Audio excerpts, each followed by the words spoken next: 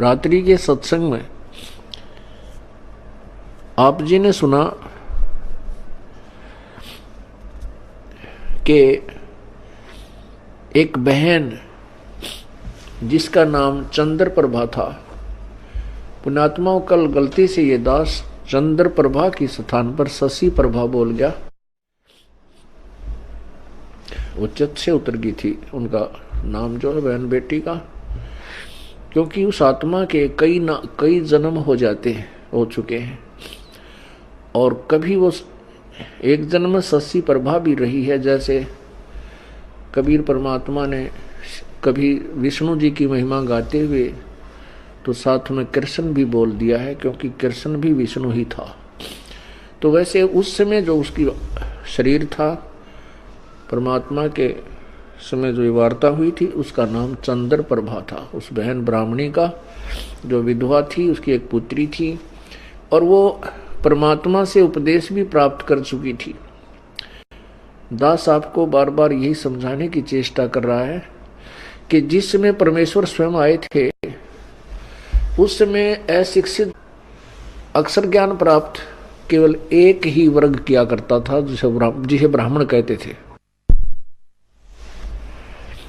यही कारण रहा था कि वो बहन कितनी श्रद्धालु थी, प्रभु को चाहने वाली थी, परंतु उसका जो उद्देश्य था वो बिल्कुल गलत था। उद्देश्य क्या था कि उसने गुरुजी तो बना रखा था कबीर परमेश्वर जी को, उस बहन ने चंद्र प्रभा ने परमेश्वर को, कबीर परमेश्वर जी को गुरु धारण भी कर रखा था और पूजा वही करती थी जो घिसी पिटी, जिनको परमात्मा मना किया करते थे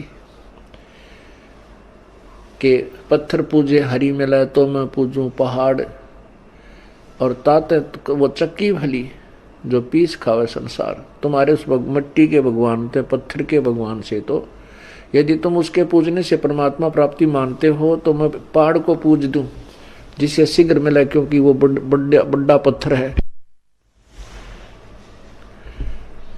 और तुम्हारे उस मिट्टी के भगवान से अच्छी तो वो पत्थर के भगवान से अच्छी तो वो पत्थर के पार्ट युक्त चक्की जो हाथ से आटा पीसने की चक्की होती थी। कहते वो चक्की अच्छी जिससे कम से कम आटा तो पीस देता, वो पत्थर। परमात्मा यही ज्ञान रह कर दिया करते थे कि मंदिर के अंदर प्रभु नहीं है, मंदिर में केवल प्रभु का चित्र है। प्रभु से काम बनेगा, प्रभु से लाभ होगा, चित्र से नहीं। जैसे सेब का चित्र पत्थर का बनाकर रख ले मूर्ति, और बहुत खूबसूरत और बिल्कुल जो कि तो मिलती जुलती होती है, और उस सेब की मूर्ति की ही पूजा करते रहें, उसी को उठाकर रखते रहें, बार बार उसकी जो है ना धूप दीप करते रहें, नहीं। वो सेब की पत्थर की मूर्ति खाने योग्य नहीं है। वह उस सेब ढूंढना पड़ेगा, वो सेब लेना पड़ेगा। सेब प्राप्त कैसे होगा? उसके लिए पहले मजदूरी करनी होगी, मजदूरी करके 2 पैसे जेब में डालने होंगे, रुपए। उन रुपयों के, उस धन के प्रतिफल में हम उस सेब को खा सकेंगे, उसका आनंद ले सकेंगे। ऐसे ही हम परमात्मा के प्राप्ति रूपी सत्य साधना रूपी मजदूरी करेंगे, इस को प्राप्त करेंगे, उस मूर्ति की पूजा करने से नहीं। अब वो बहन चंद्र प्रभा कबीर जी को तो एक साधारण संत भक्त मान, और जगन्नाथपुरी में रखी उन बिना बगैर पंजे के हाथों वाली मूर्ति को वो भगवान मानती थी। इसी भ्रम को निवारण करने के लिए प्रभु ने ये लीला की, एक तीर से 2 शिकार किए।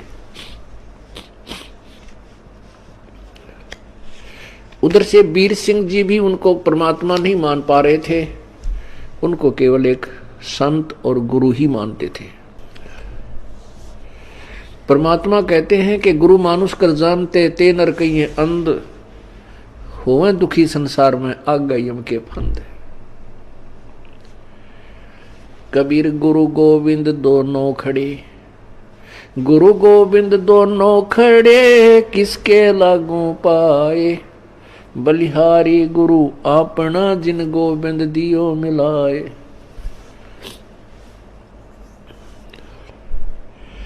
कबीर हरि के रूठता, गुरु की शरण में जावे।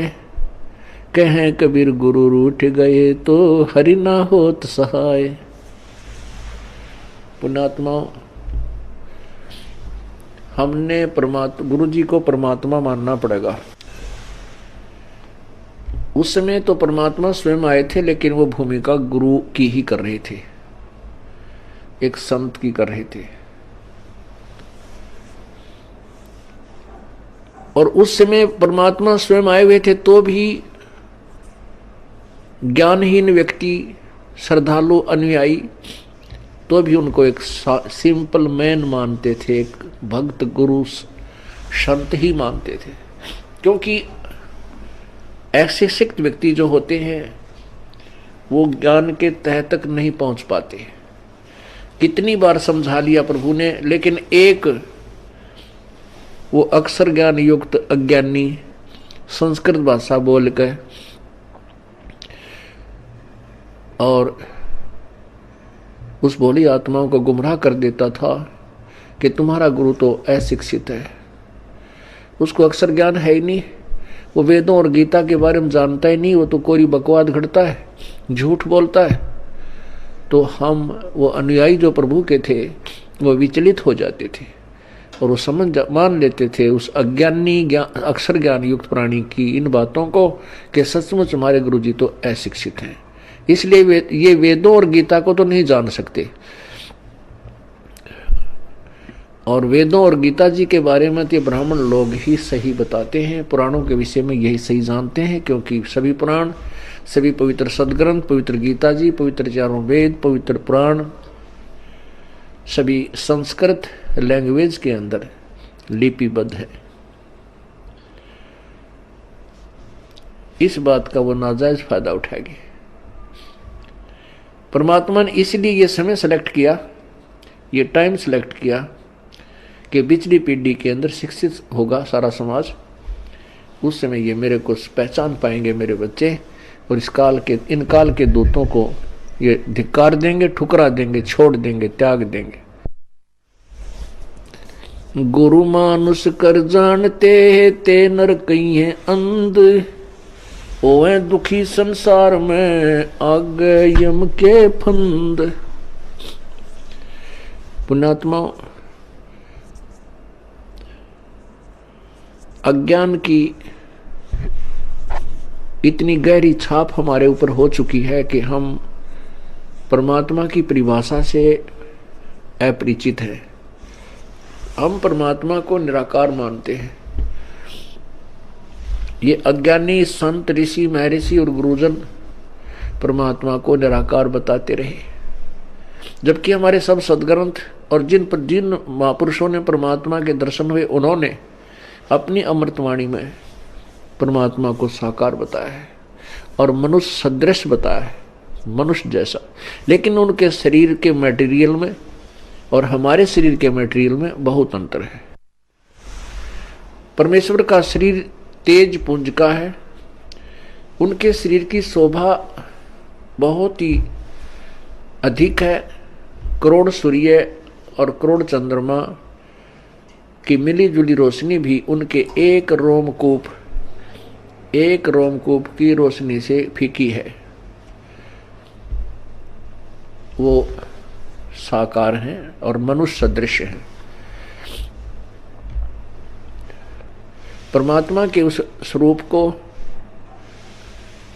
चरम दृष्टि से नहीं देखा जा सकता, उसको केवल दिव्य दृष्टि से देखा जा सकता है।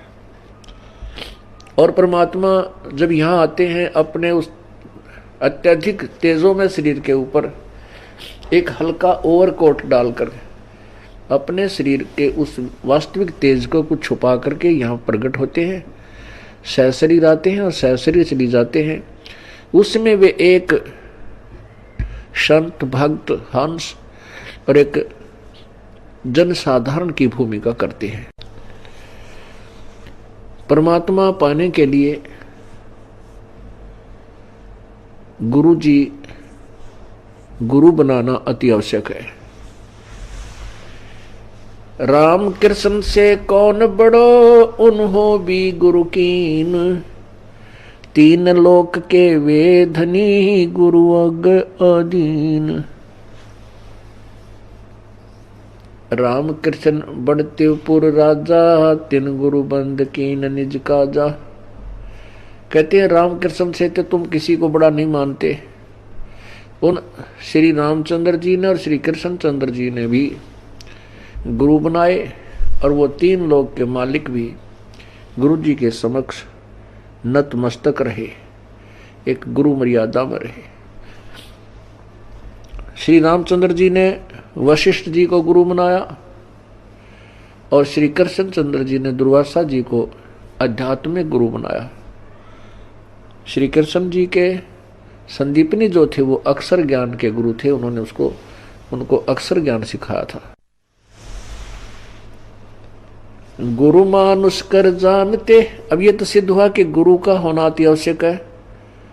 आध्यात्मिक अपने इस ज्ञान, आध्यात्मिक मार्ग को, आध्यात्मिक क्रियाओं को सफल करने के लिए, परमात्मा प्राप्ति के लिए गुरु जी का होना अति आवश्यक है।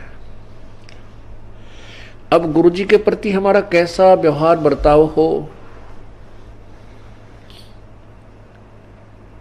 गुरु गोविंद कर जानियो, रहिए शब्द समाये, मिले तो दंडवत बंदगी, नहीं पल पल ध्यान लगावे। कहते हैं परमात्मा स्वयं संकेत कर रहे हैं कि गुरु गोविंद कर जानियो, गुरु जी को भगवान मानकर चलना और उनकी आज्ञा का पालन करना, उनके द्वारा दिए गए मंत्र का खूब डट के साधना करना, भजन करना श्रद्धा से। और जब भी आपको मिले दंडवत प्रणाम कीजिए। यदि आपसे दूर हैं तो पल पल उन्हीं का ध्यान कीजिए।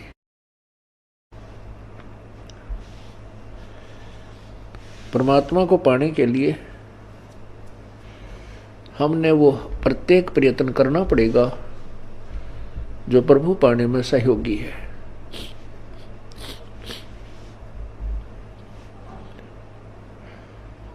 जैसे ये दास है, उसमें तो परमात्मा स्वयं आए थे, अब ये दास बेच दिया अपना। ये दास भगवान नहीं है, लेकिन परमात्मा के नियम अनुसार आप जी ने इस दास को भगवान के तुल्य मानना होगा। आपने परमात्मा मानना होगा। फॉर एग्जाम्पल, जैसे एक मैथमेटिक्स का, गणित का एक प्रश्न होता है ऋण का, उसके अंदर मूलधन ज्ञात करना होता है। मूलधन ज्ञात करना होता है, उसमें सपोज करना होता है, उसमें मानना होता है, मान लीजिए मूलधन 100 रुपये। वो जो मूलधन हमने ज्ञात करना होता है वो तो लाखों और करोड़ों में होता है, लेकिन 100 रुपये मूलधन मानकर फिर दर निकाली जाती है। उस दर को मल्टीप्लाई करके फिर वो वास्तविक मूलधन निकाला जाता है।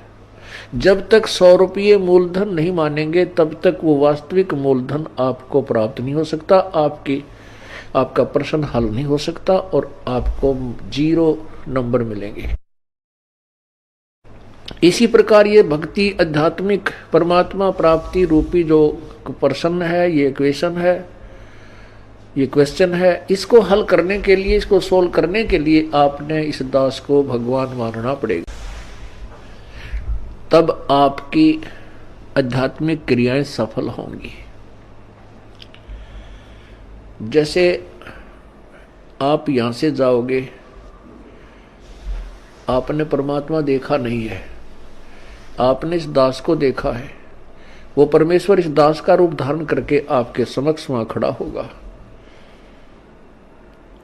अब जैसा जिसका व्यवहार इस दास के प्रति यहां है वो वैसा ही करेगा। जैसा आपका इस दास के प्रति आपके मन में दोष या श्रद्धा है, वो ज्यों की त्यों वहां होगी। जब आपकी वहां एक बार फिर जो है पछोड़ लाओगा परमात्मा, आपके पास भक्ति धन भी है, आपके अंदर गुरु जी के प्रति वह श्रद्धा नहीं है जितनी भगवान के प्रति होनी चाहिए, तो भी आप वहां से रिजेक्टेड हो जाओगे तिरकुटी के ऊपर। पुण्यात्माओं, ये आपको रिहर्सल कराई जा रही है आपसे, और आपने इस रिहर्सल में इस दास को प्रभु मानकर व्यवहार करना है, परमात्मा जानकर हर तरह की क्रिया करनी है, बोलते समय, चालते समय। अंदर में कोई विशेष गुरु जी के विषय में विवेचन करते समय आपने ये जानना पड़ेगा कि जैसे हम भगवान के बारे में सोच रहे हैं, आपने ये विचार करना चाहिए कि हम गुरु जी के बारे में क्या सोच रहे, नहीं, हम भगवान के बारे में सोच रहे हैं। यदि इस दास में कोई दोष देख रहे हो तो आप परमात्मा में दोष देख रहे हो, या तो फिर त्याग जाइए, यहां से चले जाइए। आपको ऐसे गुरु की आवश्यकता नहीं जिसमें आप दोष निकाल रहे हो। हम इसी प्रकार परमात्मा को प्राप्त कर सकते हैं। गुरु मानुष कर जानते ते नर कहिए अंधे, ओवे दुखी संसार में आगे काल के फंद। गुरु जी के प्रति आपकी कैसी श्रद्धा हो।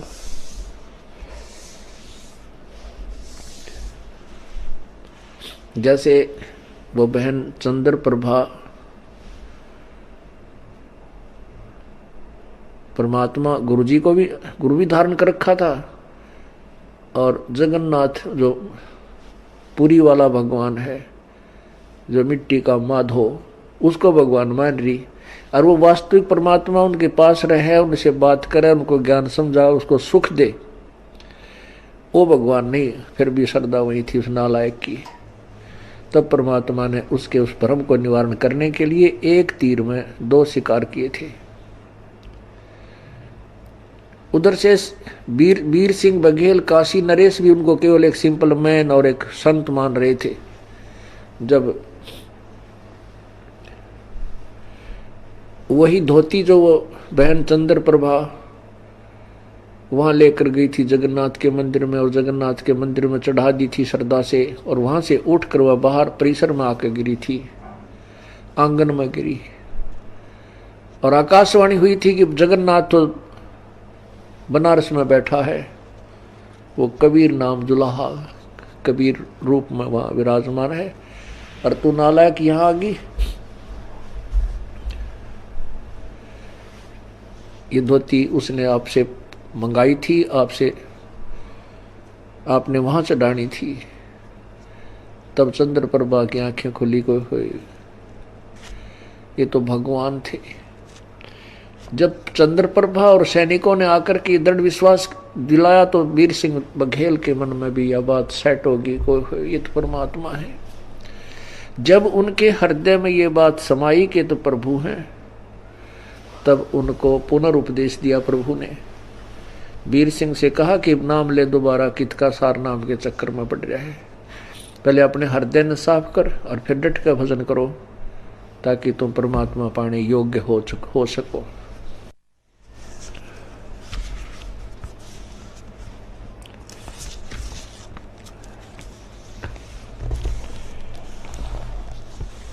गुरु जी के प्रति गुरु की महिमा आप प्रतिदिन पढ़ते हो नित्य नियम में, लेकिन आप पढ़ते हो उसके ऊपर विवेचन नहीं करते। आप प्रतिदिन क्या सुनते और पढ़ते हो। कबीर दंडवत गोविंद गुरु बंधु अविजन सोए, पहले बहे प्रणाम तेन नमो जो आगे होए। कबीर दंडवत गोविंद गुरु, गोविंद गुरु माने गुरु भगवान को नमस्कार करूं। दंडवत गोविंद गुरु, गुरु भगवान, गोविंद माने भगवान, गुरु मीन गुरु, गुरु भगवान को दंडवत प्रणाम करूं। और बंधु अविजन सोए, पहले भय प्रणाम ते नमो जो आगे होए। ऐसे महापुरुष गुरुदेव के तुल आगे और पीछे जो भी आए हैं उन संतों को नमस्कार है। गुरु को कीजय दंडवतम कोटि कोटि प्रणाम। कीट न जाने भृंग को यूं गुरु कर ले आप समान।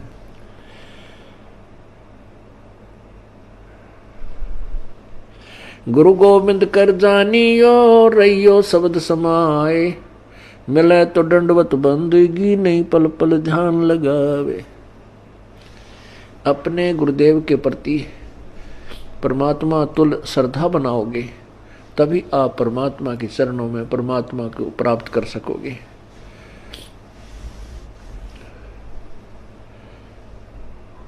गुरुदेव में कैसे आपकी श्रद्धा बनी वह बताया है कि सामने आए तो दंडवत प्रणाम हो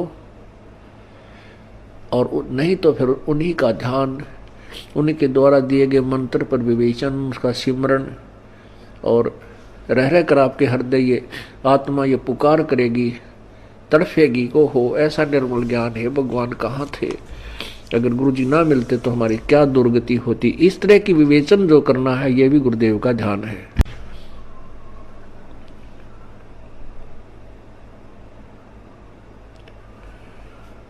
अब क्या विचार करना हमने, सतगुरु के उपदेश का लाया एक विचार। जय सतगुरु मिलते नहीं जाते नरक दुआरे। सतगुरु का अर्थ होता है तत्वदर्शी संत, यथार्थ ज्ञान प्रकाशक। जो सच्चा ज्ञान देने वाला है वो सतगुरु होता है। सतगुरु के उपदेश का लाया एक विचार। जय सतगुरु मिलते नहीं जाते नरक दुआर।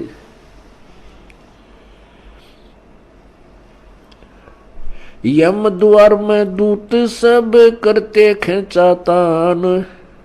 उनत कभू ना छूटता फिर फिरता चारों खानी। कबीर चार खानी में भरमता कभो न लगता पार। सो फेरा सब मिट गया मेरे सतगुरु के उपकार। होय होय, इतनी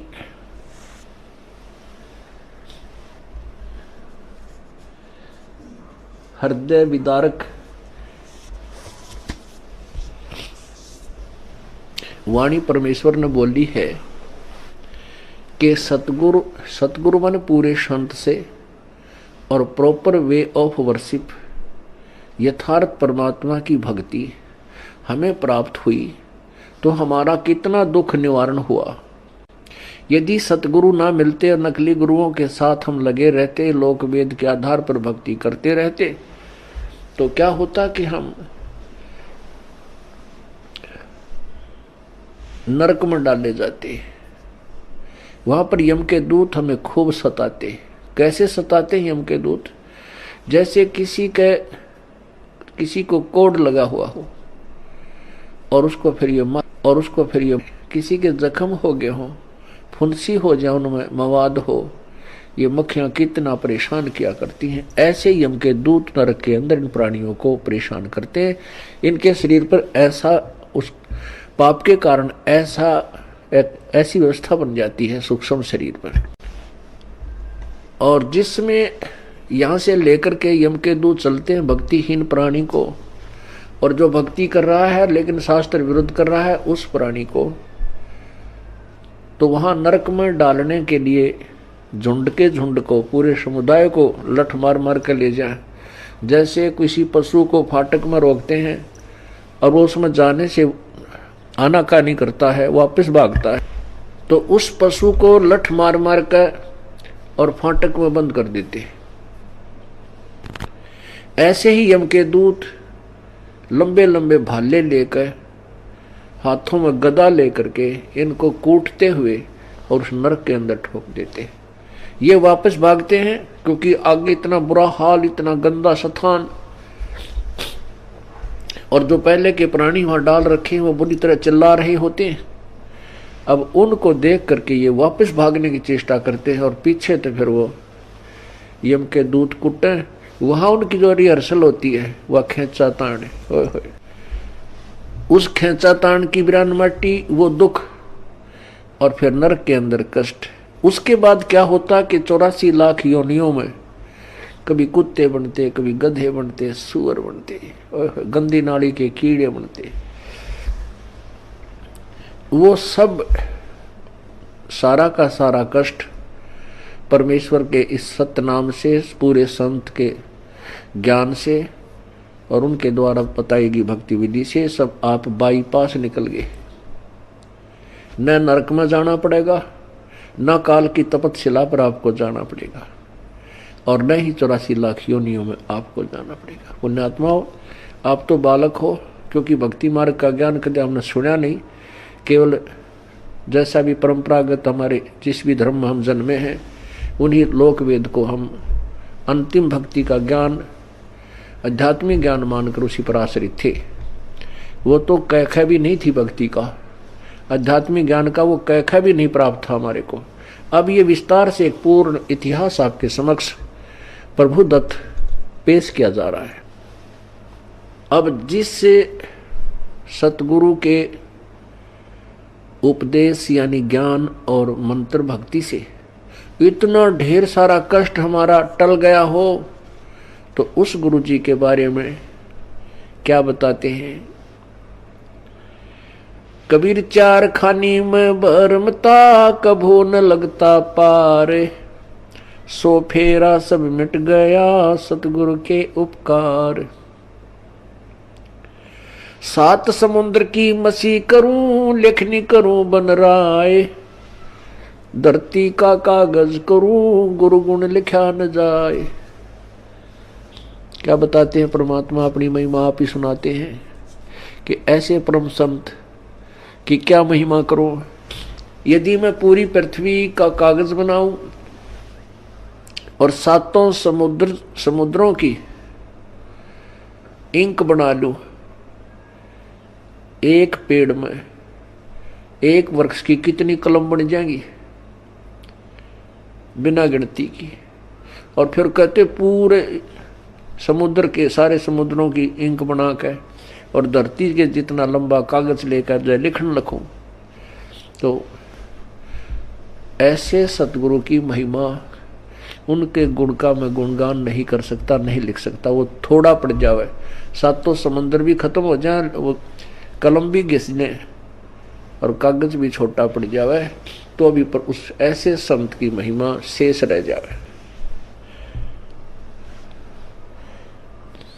कबीर बलिहारी गुरु आपना, घड़ी घड़ी 100 बार, मानुष से देवता किया करत न लागी बार। कबीर गुरु को मानुष जो गेणे और चरणामृत को पान, ते नर नरक में जावेंगे जन्म जन्म हो समान।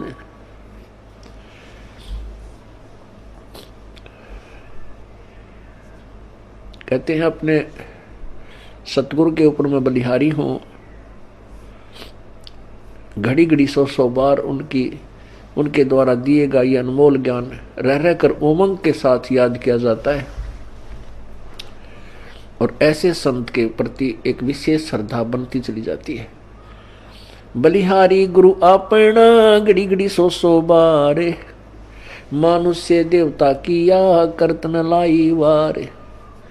हम मनुष्य का शरीर अवश्य रखते थे, लेकिन कर्म मनुष्य के हमारे नहीं थे। मनुष्य के कर्म अब प्रारंभ हुए हैं, बुराइयों से दूर होना और परमात्मा का यथार्थ भक्ति मार्ग ग्रहण करना। किसी को लूटना नहीं, चोरी नहीं करना, मिलावट नहीं करना, रिश्वत नहीं लेना, किसी की आत्मा नहीं दुखाना, क्योंकि आत्मा हम वैसे नहीं दुखाने से बंद हो सकते। हम मिलावट करने से या रिश्वत लेना वैसे नहीं छोड़ सकते जब तक हमें इसके होने वाले दुष्प्रभाव का ज्ञान ना हो। जैसे विष से हम क्यों डरते हैं, क्योंकि उससे होने वाले दुष्प्रभाव से हम पूर्ण परिचित हैं। और नादान बालक उसी बोतल में जिसमें विष रखा हो मुंह का लगा के पी ले और जान मृत्यु को प्राप्त हो जाए, जान से हाथ धो बैठे। ऐसे ही जो बुराइयां करते हैं वो अपना जीवन बर्बाद कर रहे हैं। जिसमें हम तत्व ज्ञान के कारण ये पूर्ण ज्ञान हो जाएगा कि जो हम कर्म करते थे वो विष खा रहे थे, तो हम अब पुनः विष नहीं खा सकते। इसलिए परमात्मा अपनी महिमा भी बताते हैं कि गुरु मानुष से देवता किया और करत न लागी वार।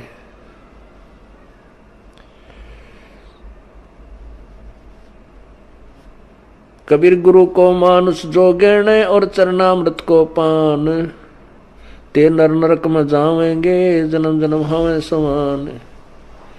गुरु मानुष कर जानते ते नर कहिए अंध, ओवे दुखी संसार में आ गए यम के फंद। कबीर आते नर अंध है गुरु को कहते और, हरि के रूठे ठोर है गुरु रूठे नहीं ठोर। कबीरा हरि के रूठते गुरु की शरण में जाए, कह कबीर गुरु रूठ गए तो हर ना होत सहाय। कबीर गुरु से ज्ञान जो लीजिए शीश दीजिए दान, भौतुक भोंदू बह गए ये राख जीव अभिमान। अब क्या बताते हैं परमात्मा, आप ही आकर के अपने पाने की विधि को और गुरु मर्यादा को वो स्वयं बता रहे हैं। ये परमेश्वर कबीर जी का आदेश है और उसी को हम पाने के लिए चले हैं। उनके आज्ञा का हम उल्लंघन करेंगे, उनके वचनों का उल्लंघन करेंगे तो हम प्रभु प्राप्ति नहीं कर सकते। फिर फायदा क्या इस परमात्मा के मार्ग पर लगने का। और ये इतना आसान मार्ग है कि गरीब से गरीब और साहूकार से साहूकार, रंक से रंक और राजा से राजा, कितना ही महाराजा भी क्यों ना हो वो भी प्रभु प्राप्ति कर सकता है। लेकिन उसने अपनी क्रियाओं में परिवर्तन करना होगा और प्रत्येक कदम परमेश्वर के निर्देश अनुसार ही रखना होगा, तब हम परमात्मा पा सकेंगे। अब क्या बताया है कि गुरु गोविंद दोनों खड़े हैं किसके लागू पाए। बलिहारी गुरु आपना जिन गोविंद दियो मिलाए।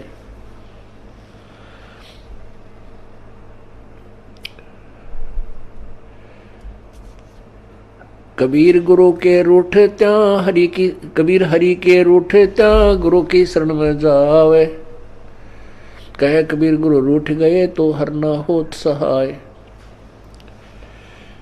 परमात्मा स्वयं बता रहे हैं कि एक तरफ गुरुजी खड़े हैं और दूसरे साथ में परमात्मा खड़े हैं, तो किसके हम चरण छुएं, किसका विशेष आदर करें, किसकी चाह प्रथम करें। आप ही उत्तर दे रहे हैं कि बलिहारी गुरु आपना जिन गोविंद दियो मिलाए। अब इस उदाहरण को आपको समझाया जाएगा कि जैसे एक मटके में गड्ढे में जल है, वो तो समझो भगवान है। एक तरफ हैंडपंप खड़ा है वर्किंग पोजीशन में, चालू हालत में। एक तरफ तो हैंडपंप यानी नल है, एक तरफ एक मटके में घड़े में जल है। तो उस मटके के जल को तो भगवान समझो और नलके को गुरु जी समझो। तो इन दोनों में से कहते मैं किसके चरण छूं अर्थात किसको महत्व दूं। आप ही उत्तर देते हैं कि बलिहारी गुरु आपना जिन गोविंद दियो मिलाए। मटके में 10 किलो 20 किलो पानी है, जल है, और उसने कोई वो गिर जाता है, टूट जाता है, खत्म हुआ, या पीने से भी वो समाप्त हो जाता है।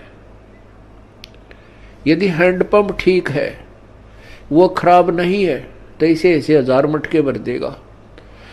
कहने का भाव ये है कि यदि आपका राम कब रूठ गया, कबीर हरि जय रूठ जा, कबीर गुरु जय रूठ गया तो हर नहीं होत सहाय।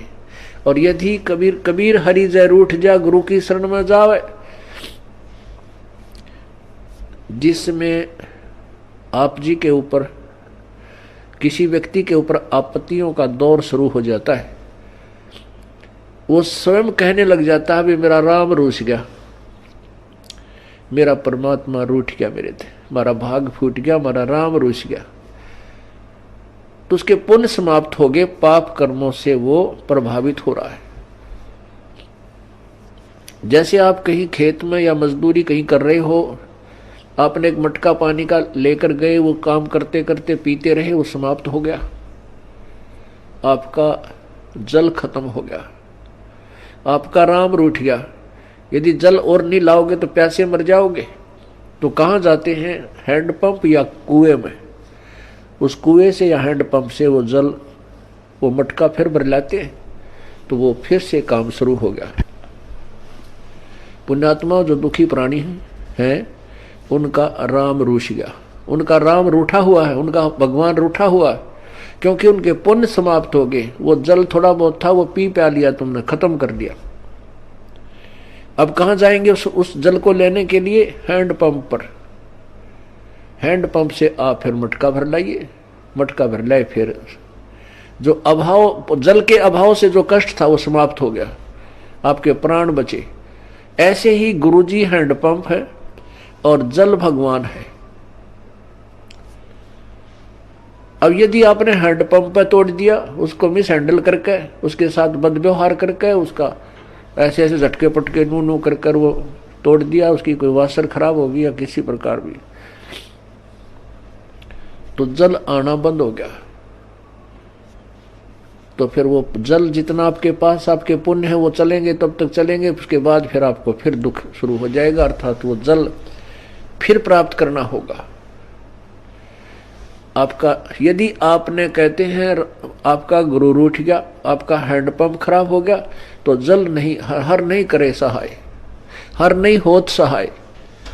वो जल तो रहा नहीं, क्योंकि हैंडपंप उसका स्रोत था।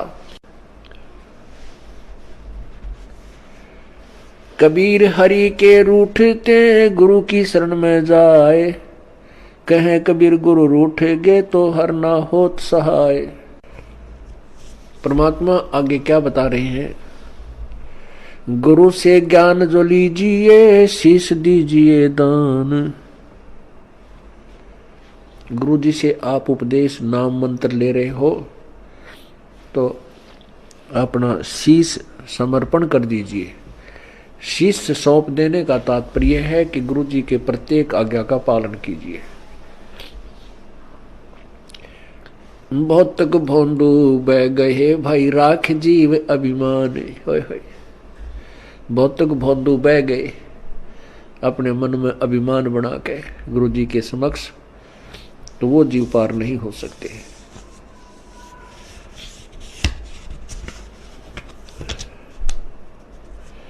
तन मन दिया तो भला किया, सिर का जासी भारे, जो कबहू के मैं दिया भाई बहुत सहे सिर मारे। अब जैसे कोई पुण्यात्मा है, कोई सेवा कर रहे हैं, कोई दान कर रहे हैं और कोई भक्ति कर रहे हैं, सुमन करते हैं, देखा भाई अर्श में माला रखता हाथ में, भाई वाह भाई वाह कमाल है। पुण्यात्मा ये वाह शब्द है ना, ये केवल परमात्मा के लिए ही हो सकता है, जीव के लिए नहीं होना चाहिए। जैसे वाहेगुरु, वाहेगुरु का शब्द नानक साहब जी ने परमात्मा के लिए बोला था। वाह का पात्र केवल एक ही है। यदि हम दूसरे की वाह करते हैं और उसके में वाह समा रही है, उसको वाह से वो फूलने लग गया है, उसका विनाश होना प्रारंभ हो चुका है उस श्रद्धालु का। यदि कोई दान करता है और उस दान का उसी को फल मिल रहा है और दूसरे उसकी दान किए हुए दान को से उसी की प्रशंसा करते हैं, तो ज्ञानहीन प्राणी होता है, उस प्रशंसा का पात्र बनकर वो अभिमान करने लग जाता है। बट नेचुरल है, जिसको ज्ञान नहीं अवश्य होगा। कोई सेवा अच्छी करता है, शारीरिक सेवा करता है, दूसरे ने कहे वाह भाई या बहन या भाई, ये तो भाई दिन रात इसने सेवा में अपना शरीर गाल रखे है, तो कुछ दिनों में उसके अंदर भी यह बीमारी होएगी और वो उसके नाश का कारण बनता है। कोई सेवा करता है तो अपने लिए कर रहा है, हम उसकी प्रशंसा करते हैं, उसके तरफ आकर्षित होते हैं, तो महाराज जैसा बुद्धू नहीं, वो भक्त नहीं है, उसको ज्ञान नहीं है। कहते हैं गुरु को तजय भजय जो आना, तापसुआ को फोकट ज्ञाना। क्योंकि हम जिसकी प्रशंसा कर रहे हैं हम उसके ऊपर आसक्त है, बाई हुक एंड क्रुक, तो हम परमात्मा से हटकर उसकी तरफ आकर्षित हुए हैं, तो यह भी कमजोरी है। परमात्मा के पाने में हमने सारी कमजोरी मिटानी होगी। एक बूढ़ा आदमी डॉक्टर जी के पास गया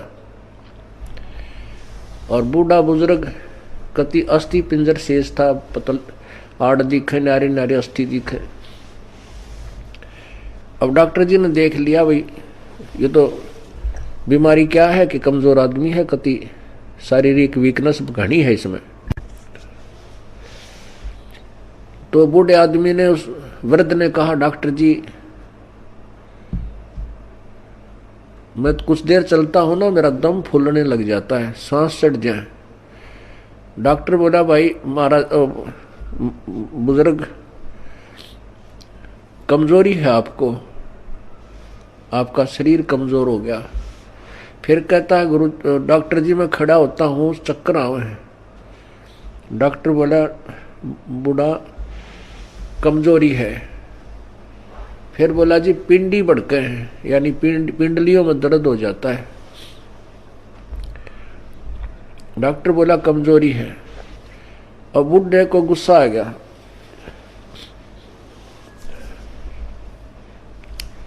और बूढ़ा बोला तू डॉक्टर है गम चक्कर, एक के बाद जाना है, कमजोरी है कमजोरी है, कि मैं और भी जाना है, और भी बताओगा। खूब क्रोधित हो गया। वो डॉक्टर बोला बूढ़े या भी कमजोरी है, क्योंकि कमजोर आदमी ने गुस्सा गणाया करे। तो पुण्यात्माओं ये हमारे अंदर जो कमजोरियां हैं ये हमने सारी हटानी पड़ेंगी, तब हम परमात्मा पा सकते हैं। ना तो ठीक है जिस आप कर रहे हो ऐसा फल मिल जाएगा, और आने वाले जन्मों में आप राजा बन सकते हो, देव बन सकते हो, महादेव बन सकते हो, ब्रह्मा विष्णु महेश बन सकते हो, क्योंकि आपके अंदर इतनी कमाई बन जाएगी। और उसके बाद फिर आप गधे बन सकते हो और कुत्ते बन सकते हो। तो हमने या जन्म मरण का दीर्घ रोग कटवाना पड़ेगा। अब समय आ गया है, उसकी औषधि का जो है खोज होगी है। जैसे पहले टीबी की कोई इलाज नहीं था, इसलिए इसको अक्षय रोग कहते थे। अक्षय माने नाश करने वाला, खत्म कर दे। अब टीबी कोई विशेष रोग नहीं रहा अगर समय पर उपचार करा लिया जाए तो इसी प्रकार अब इस जन्म मृत्यु रूपी अक्षय रोग की अब औषधि प्राप्त होगी हमें। थी तो पहले ही, लेकिन इसकी खोज करने वाला नहीं था।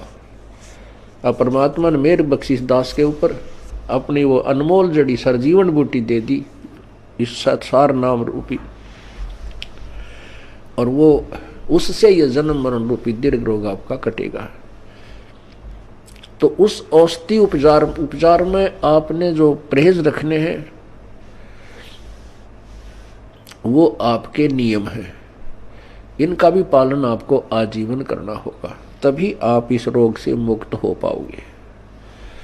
अब जैसे हम एक दूसरे पर आसक्त होते हैं, जो बड़ा अच्छा पाठ पढ़ता है, इसकी बड़ी अच्छी प्यारी बोली है, अरे पाठ भगवान की वाणी है, परमात्मा ने वाणी लिखी है, और वही वाणी आपको पढ़ के सुना दे, और या कोई गा के सुना दे, मीठी आवाज में सुना दे, बाकी आवाज में सुना दे, उस पर अमल हो। अब जैसे कोई शराब पिए पड़ा था और दूसरा व्यक्ति जाके कहने लगा कि भाई तुम्हारा चोरी होगी। वो शराबी कहता है चोरी होगी?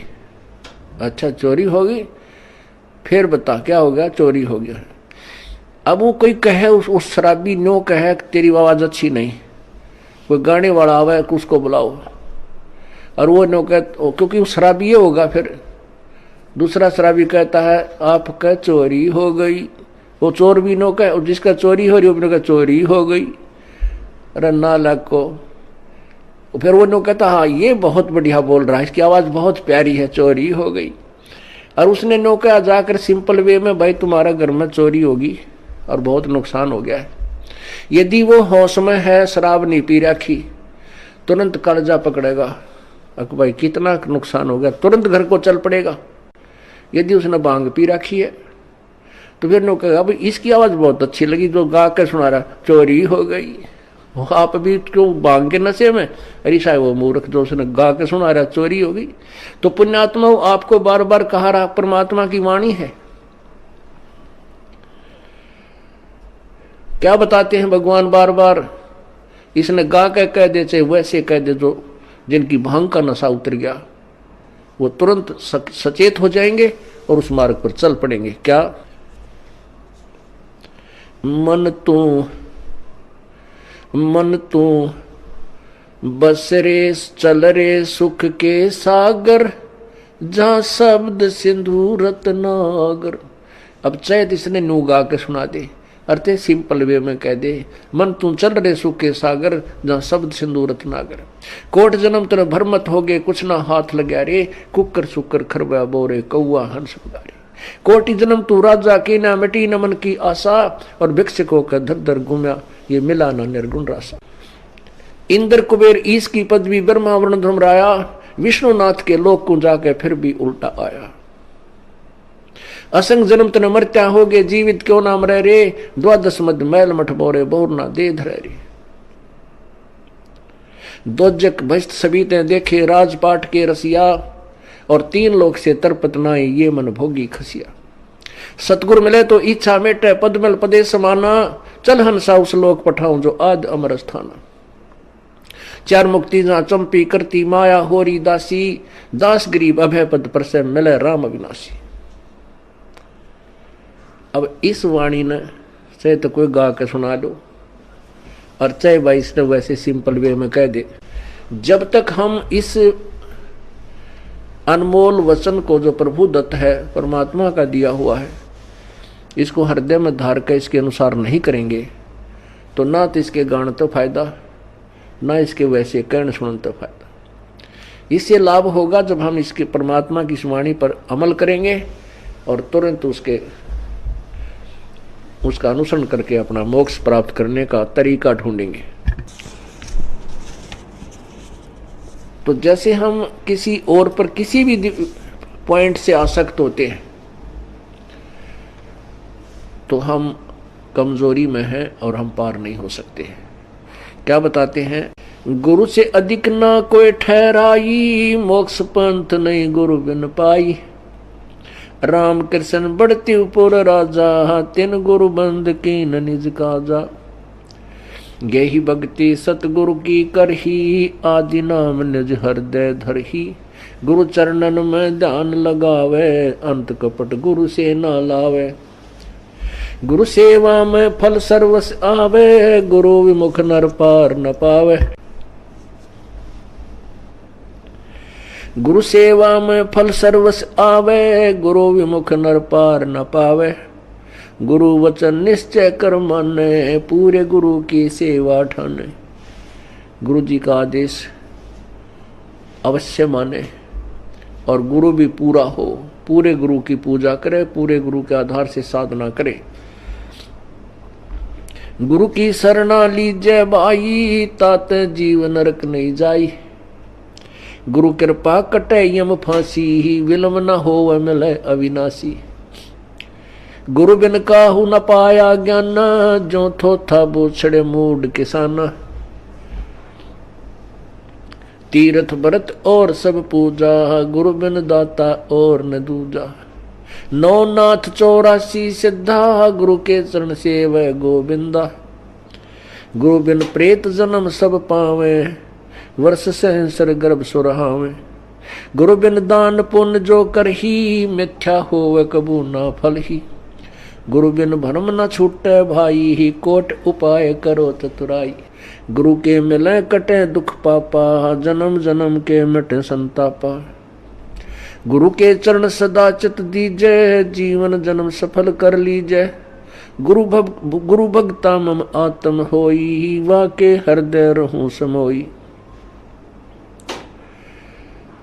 अब भगवान क्या बताते हैं दूसरा तरीका, कि जो गुरु का भक्त है, मेरे उस संत का भक्त है, अनुयायी है, श्रद्धालु है, सच्चे दिल से साधना कर रहा है, प्रत्येक आज्ञा का पालन करता है, तो कहते हैं उस मेरे वाले मेरे भेजे गए हंस संत के का जो भक्त है वो मेरी आत्मा है, वो मेरा सच्चा यानी प्यारी आत्मा है, और उसके हृदय में मैं समाया रहता हूँ। आप जी के हृदय में जब तक परमात्मा है, कब तक है? जब तक आप इस दास को भगवान की दृष्टि में देखते हो, तब तक आपके हृदय में प्रभु है। और जब आपके मन में कोई दोष उत्पन्न होने लग जाता है तो काल प्रवेश कर जाता है, प्रभु हट जाता है। क्या कहते हैं भगवान? गुरु भक्ता मम आत्म होई, वाके हृदय रहूं समोई है। गुरु का भक्त मेरी आत्मा हो है, और उसके हृदय में मैं समाया रहता हूं, अर्थात मेरी ही उपस्थिति बनी रहती है। और जब तक भगवान की उपस्थिति है तो आपकी श्रद्धा भगवान गुरुदेव के प्रति और भक्ति के प्रति एक पूरी निष्ठा बनी रहती है। जो ही आपके हृदय में कोई दोष आता है प्रभु गुरु जी के प्रति, चाहे किसी प्रकार से, चाहे प्रत्यक्ष या अप्रत्यक्ष, परमात्मा आपसे दूर हो जाता है। ऑटोमेटिक सिस्टम है। तो उसमें आपके विचारों में परिवर्तन, ये दास पहले आपको आज जो पुण्यात्मा, जब तक आपके हृदय में परमात्मा समाये हैं तब तक ये दास आपको क्या दिखता है ये तो आपको मालूम है, दास नहीं कहना चाहता।